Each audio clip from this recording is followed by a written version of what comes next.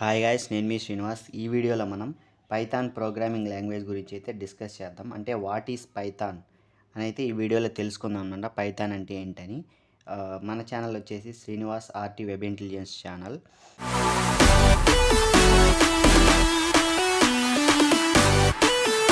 ఇప్పుడు మనం పైథాన్ అంటే ఏంటో తెలుసుకుందాం. ఇది ఒఫిషియల్ డెఫినేషన్ అనమాట. ఇది పైథాన్ వాళ్ళు అఫీషియల్గా ఇచ్చిన డెఫినేషన్ అనమాట. Python is an interpreted object oriented high level programming language అనమాట విత్ డైనమిక్ సిమాంటిక్స్. ఇవన్నీ నేను చెప్తాను వీడియోలో ఏంటేంటని. అంటే పైథాన్ అనేది interpreted object oriented high level programming language అనమాట విత్ డైనమిక్ సిమాంటిక్స్ అనమాట. ఇవన్నీ ఎక్స్ప్లెయిన్ చేస్తాను.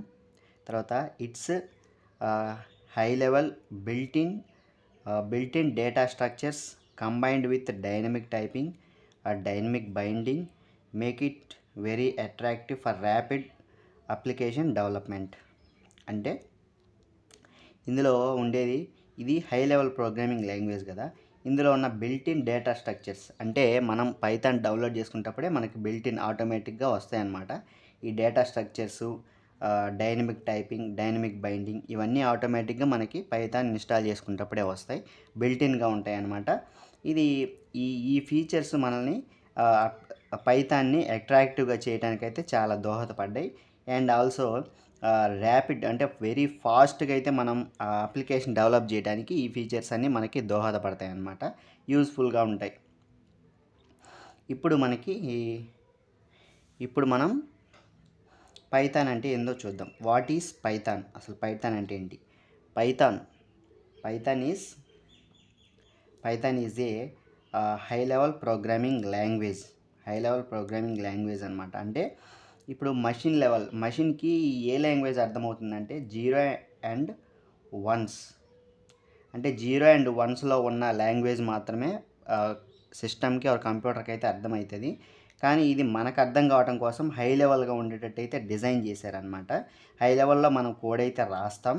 హై లెవెల్ కోడ్ అంటే ప్రింట్ హలో ఉంది కదా, ఇది హై లెవెల్ లాంగ్వేజ్. ఇది పైథాన్ ఇన్బిల్ట్గానే ఇంటర్ప్రెట్ అనేది ఈ మషిన్ లాంగ్వేజ్ అనమాట. Machine language system language or computer లాంగ్వేజ్కి కన్వర్ట్ చేసి ఎగ్జిక్యూట్ చేస్తుంది. ఇది మనకు సంబంధం లేదనమాట.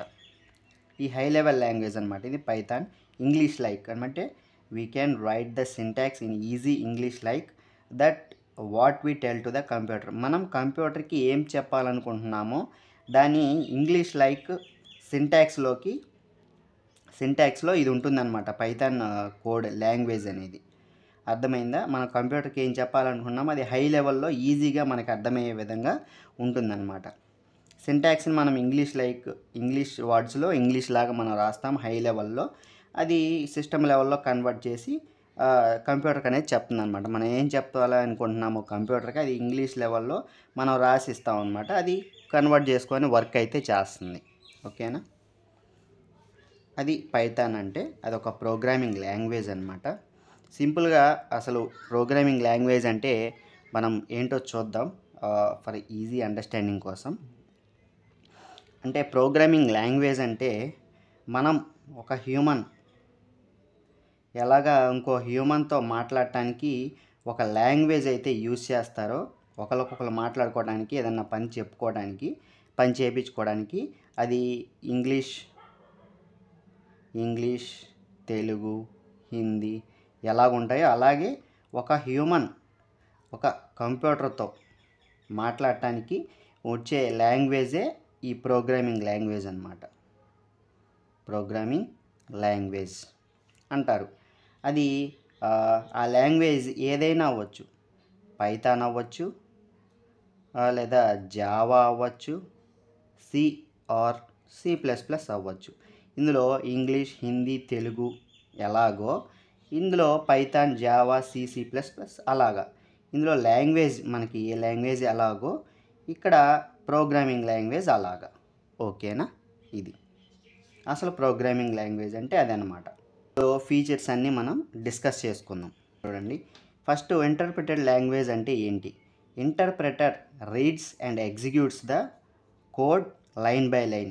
అంటే అది మనం రాసిన కోడ్ ఇంటర్ప్రెటర్ అనేది పైథాన్లో ఇంటర్ప్రెటర్ ఉంటుంది. అంటే మనం రాసిన హై లెవెల్ లాంగ్వేజ్ని మెషిన్ లెవెల్ లాంగ్వేజ్లో కన్వర్ట్ చేయడానికి అండ్ కోడ్ ఎగ్జిక్యూషన్ చేయడానికి ఇంటర్ప్రెటర్ అయితే ఉంటుంది. ఇది లైన్ బై లైన్ అయితే ఎగ్జిక్యూట్ చేస్తుంది అనమాట, రీడ్ చేస్తుంది అండ్ ఎగ్జిక్యూట్ చేస్తుంది. అంటే ఇప్పుడు ఫర్ ఎగ్జాంపుల్ తీసుకుంటే x is equal to 10 print x అన్నాం అనుకోండి. ఇప్పుడు ఈ లైన్ చెక్ చేస్తుంది ఫస్ట్ x ఈక్వల్ టు 10.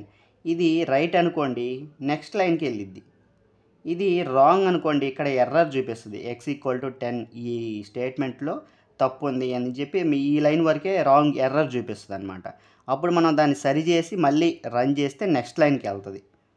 అప్పుడు ఈ ప్రింట్ అనేది ఎగ్జిక్యూట్ చేస్తుంది అనమాట. ఇది రైట్ అనుకోండి, ఎగ్జిక్యూట్ అయ్యి మనకి x ఈక్వల్ టు 10 ప్రింట్ అయ్యింది. లేదు రాంగ్ అంటే మళ్ళీ ఇక్కడ ఈ లైన్లో మనకి సెకండ్ లైన్లో ఎర్రర్ చూపిస్తుంది. ఓకేనా? అది ఇది లైన్ బై లైన్ ఇంటర్ప్రెటర్ చేసే వర్క్ అనమాట, లైన్ బై లైన్ ఎగ్జిక్యూషన్. ఇంకా ఇందులో నో కంపైలేషన్ అయితే ఉండదు, లైక్ C++ లాగా. So development is very fast and flexible. మనకి డెవలప్మెంట్ అనేది కోడ్ కానీ మనం వెరీ ఫాస్ట్గా డెవలప్ చేసుకోవచ్చు అండ్ ఫ్లెక్సిబుల్గా అయితే ఉంటుంది. అంటే మనం ఎటు కావాలంటే అటు మనం కోడ్ని అయితే మలుచుకోవచ్చు అనమాట. ఇప్పుడు ఇంట్ x ఈజ్ ఈక్వల్ టు 10 ఈ ఇంటీజర్ మనం ఇవ్వబల్లే, డైరెక్ట్ x ఈక్వల్ టు 10 ఇవ్వచ్చు. అదే ఆటోమేటిక్గా డేటా టైప్ని ఆటోమేటిక్గా అదే తీసుకుంటుంది. అలా ఫ్లెక్సిబుల్గా మనం ఎటు పడితే అటు మనం కన్వర్ట్ చేసుకొని ఫ్లెక్సిబుల్గా రాసుకోవచ్చు అనమాట. అది ఇంకా నెక్స్ట్ ఆబ్జెక్ట్ ఓరియంటెడ్ అనమాట. ఈ ఆబ్జెక్ట్ ఓరియంటెడ్ అంటే ఏంటంటే we can model or design the real world things by using objects and classes. Objects and క్లాసెస్ని మనం యూజ్ చేసుకొని, ఆబ్జెక్ట్స్ అంటే ఏంటి, ఈ పెన్ను, ఒక మనిషి, హ్యూమన్ ఆర్ లేదా హౌస్, ఇవన్నీ మన కంటికి కనిపించే ఒక రాయి అనుకోండి, రాయి, ఇవన్నీ ఆబ్జెక్ట్స్ అనమాట. ఈ ఆబ్జెక్ట్స్ యూజ్ చేసుకొని మనం ఏ పనైనా చేయొచ్చు అనమాట. పెన్తో స్టోరీస్ రాయొచ్చు, కోడింగ్ రాయొచ్చు, కథలు రాయొచ్చు, ఎన్నో రాయొచ్చు. హ్యూమన్ ఎన్నో పనులు చేయొచ్చు. లేదా హౌస్, ఈ హౌస్ని మనం వేరే వాళ్ళకి అమ్మేయచ్చు లేదా మనమే ఉండొచ్చు. ఈ రాక్తో శిల్పాలు చేయొచ్చు, ఏమైనా చేయొచ్చు. అలాగే మనం వీటిని ఈ ఆబ్జెక్ట్స్గా డిక్లేర్ చేసుకోవచ్చు, క్లాసెస్గా చేసుకోవచ్చు. రియల్ వరల్డ్ని ఆబ్జెక్ట్ యూజ్ చేసి మనం రియల్ వరల్డ్ థింగ్స్ అయితే మనం క్రియేట్ చేసుకోవచ్చు అనమాట. వాటితోటి మనం ప్రోగ్రాంలో ఏమైనా చేయొచ్చు. అది ఈ ఆబ్జెక్ట్ ఓరియంటెడ్ టాపిక్ వచ్చినప్పుడు క్లీన్గా ఎక్స్ప్లెయిన్ చేస్తాను. ఫర్ ఎగ్జాంపుల్ తీసుకుంటే కార్ అనే క్లాస్ ఒకటి క్రియేట్ చేసుకోవచ్చు.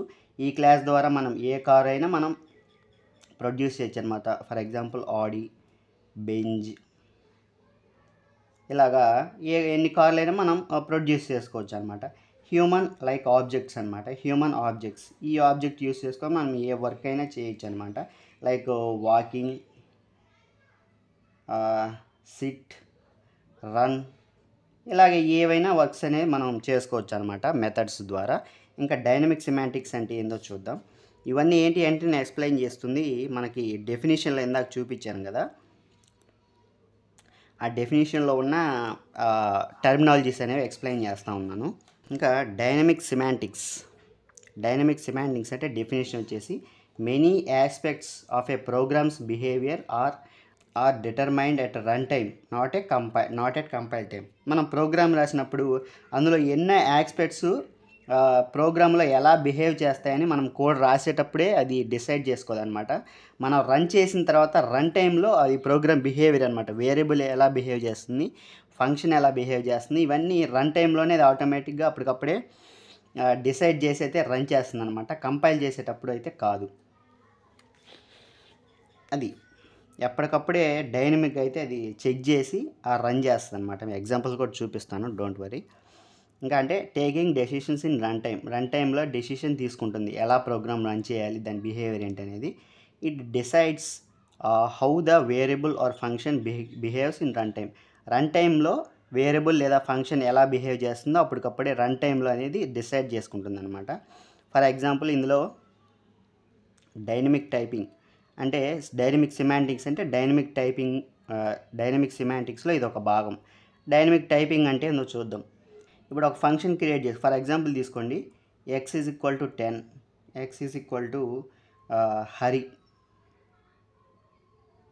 హరి తీసుకుంటే ఇందులో ఇలా ఉందనుకోండి, మనం ఇక్కడ ఇది ఇంటీజర్ కాబట్టి ఇంట్ అని మనం డిక్లేర్ చేయబడలేదు. ఇక్కడ ఇది స్ట్రింగ్ కాబట్టి మనం స్ట్రింగ్ అని ఇక్కడ డిక్లేర్ చేయబడలేదు. ఆటోమేటిక్గా అది డిటెక్ట్ చేసి అది స్టోర్ చేసుకుంటుంది ఆటోమేటిక్గా అనమాట. ఇది డైనమిక్ టైపింగ్ అంటే. ఓకేనా. ఇంకొక ఎగ్జాంపుల్ తీసుకుంటే, ఒక ఫంక్షన్ అయితే తీసుకున్నాం, గ్రీట్ అనే ఫంక్షన్. అందులో నేమ్ అయితే ఇచ్చామన్నమాట పారామీటర్గా. ఇందులో ప్రింట్ హాయ్ నేమ్ అంటే నేమ్ ఇక్కడ ఏదైతే ఉంటే ఆ నేమ్ ప్రింట్ చేయమని. గ్రీట్ ఈ ఫంక్షన్ కాల్ చేసి బాస్ అనే నేమ్ ఇచ్చాము ఇక్కడ.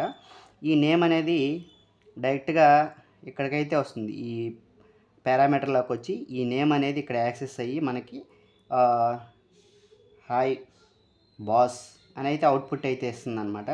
ఇక్కడ ఇది ఈ రన్ చేసుకునేటప్పుడు ఇది ఇంటీజరా స్ట్రింగా ఫ్లోట్ అనేది పైథాన్ కోడ్కి అయితే తెలియదు. మనం రన్ చేసిన తర్వాత ఆటోమేటిక్గా ఇది స్ట్రింగ్ అని డిటెక్ట్ చేసి ఇది స్ట్రింగ్ అని అయితే ప్రింట్ చేస్తుంది అనమాట. అది డైనమిక్ టైపింగ్. డైనమిక్ రన్ టైంలో అది డిసైడ్ చేసుకుంటుంది అనమాట, అది స్ట్రింగా ఇంటా ఫ్లోటా ఏందనేది. కంపైల్ టైంకి కంపైల్ చేయకుండా చూసాక Python doesn't know the name whether it is int float or string etcetera, it decides on run time. Okay. ఇక నెక్స్ట్ డైనమిక్ బైండింగ్ అనమాట. డైనమిక్ బైండింగ్ అంటే if two same named methods in two classes then it decides which method run on run time. అంటే two methods same నేమ్తో ఉన్నాయనుకోండి, same నేమ్తో ఉంటే ఏ మెథడ్ని call చేయాలనేది run టైంలో అయితే డిసైడ్ చేసుకుంటుంది. అంటే ఏ మెథడ్ని అయితే మనం ఎగ్జిక్యూట్ చేయాలని చెప్పి. ఫర్ ఎగ్జాంపుల్ యానిమల్ క్లాస్లో డెఫినిషన్ ఇది ఒక స్పీక్ అనే ఫంక్షన్, ఇందులో యానిమల్ సౌండ్ ఉంది, ప్రింట్ చేస్తుంది. తర్వాత ఇంకో క్లాస్లో స్పీక్ అనే ఫంక్షన్ ఉంది, అందులో ఇది బార్క్ అని ప్రింట్ చేస్తుంది అనమాట. ఇప్పుడు డెఫినేషన్ మన కాల్ స్పీక్ ఆబ్జెక్ట్ ద్వారా కాల్ చేసినప్పుడు ఈ స్పీక్ అనే మెథడ్ని స్పీక్ అనే మెథడ్ని కాల్ చేసినప్పుడు అది బార్క్ అని అయితే అవుట్పుట్ ఇస్తుంది. ఎందుకంటే మనం డాగ్ క్లాస్లో ఉన్న స్పీక్ని అయితే మనం కాల్ చేసామని అది డిటెక్ట్ చేసి ఈ డాగ్ క్లాస్లో ఉన్న స్పీక్ మెథడ్ని అయితే ఇది ఇక్కడ అవుట్పుట్గా మనకి ఇచ్చింది బార్క్ అని. ఇది ఆటోమేటిక్గా ఇలా డిటెక్ట్ చేసి మనకి ఏ ఫంక్షన్ ఏ మెథడ్ కాల్ చేయాలో ఆ మెథడ్ని అయితే కాల్ చేస్తుంది. Okay. Next built-in data structures. ఈ బిల్ట్-ఇన్ డేటా స్ట్రక్చర్స్ కూడా ఎక్కువ మంది యూజ్ చేయడానికైతే ఈ పైథాన్కి చాలా యూజ్ఫుల్ అయిందనమాట. ఎక్కువ మంది సపోర్టింగ్ కూడా, కమ్యూనిటీ సపోర్ట్ కూడా ఉంది ఈ వీటి వల్లే. ఇలా మెనీ ఫీచర్స్ వల్ల కూడా. అంటే ఇందులో బిల్ట్-ఇన్ డేటా స్ట్రక్చర్స్ అయితే ఉంటాయి. అంటే మనం ఇన్స్టాల్ చేసుకొని యూజ్ చేసుకునేటప్పుడే ఎక్స్టర్నల్గా బయట నుంచి తెచ్చి మనం క్రియేట్ చేయకుండా, లేకపోతే మనమే స్క్రాచ్ని క్రియేట్ చేయకుండా బిల్ట్-ఇన్ వాడే ఇస్తాడనమాట మనం ఇన్స్టాల్ చేసుకున్నప్పుడే. అవి data lists, tuples, dictionaries, sets ఇవన్నీ డేటా స్ట్రక్చర్స్ ఆటోమేటిక్గా ఇస్తాడు. వీటి గురించి ఇన్ డీటెయిల్గా మనం నెక్స్ట్ ముందు క్లాసెస్లో అయితే నేర్చుకుందాం. ఇవి ఆల్రెడీ బిల్ట్-ఇన్ సపోర్ట్ని అయితే ఇస్తాయి, ఆల్రెడీ మనకి ఉంటాయన్నమాట బిల్ట్-ఇన్గా. మనం ఎవ్రీథింగ్ స్క్రాచ్ నుంచి అయితే మనం బిల్డ్ చేయాల్సిన అవసరం అయితే, కోడ్ రాయడానికి అవసరం అయితే లేదు. ఇవి ఇంకా మనం ఈ పైథాన్ని ఇంకా ఎక్కడెక్కడ వేటిలో యూస్ చేస్తారో చూద్దాం. యూస్ కేసెస్ అండ్ అప్లికేషన్స్ ఎక్కడెక్కడ అప్లై చేస్తారు, ఎక్కడ మేజర్గా యూస్ చేస్తారో మనం చూద్దాం. ఇవి ఫస్ట్ వెబ్ డెవలప్మెంట్లో యూస్ చేస్తారు. అంటే డీజాంగో, ఫ్లాస్క్ ఫ్రేమ్వర్క్ యూస్ చేసి ఏఐ ఆర్టిఫిషియల్ ఇంటెలిజెన్స్, మెషిన్ లెర్నింగ్లో యూస్ చేస్తారు. ఈ లైబ్రరీస్ని యూస్ చేసి టెన్సార్ఫ్లో, పైటార్చ్ కొన్ని లైబ్రరీస్ని అయితే యూస్ చేసి ఏఐ అండ్ ఎంఎల్ని అయితే డెవలప్ చేస్తారు. ఆటోమేషన్ అంటే మనం కొన్ని రిపీటెడ్గా చేసే వర్క్స్ని అయితే ఇది ఆటోమేట్ చేస్తుంది. అవి మళ్ళీ రిపీటెడ్గా మనం కోడ్ రాయకుండా మనం ఎక్కువసార్లు రిపీట్గా చేసే వర్క్ని ఆటోమేటిక్గా చేస్తుంది అనమాట, మళ్ళీ చేయకుండా.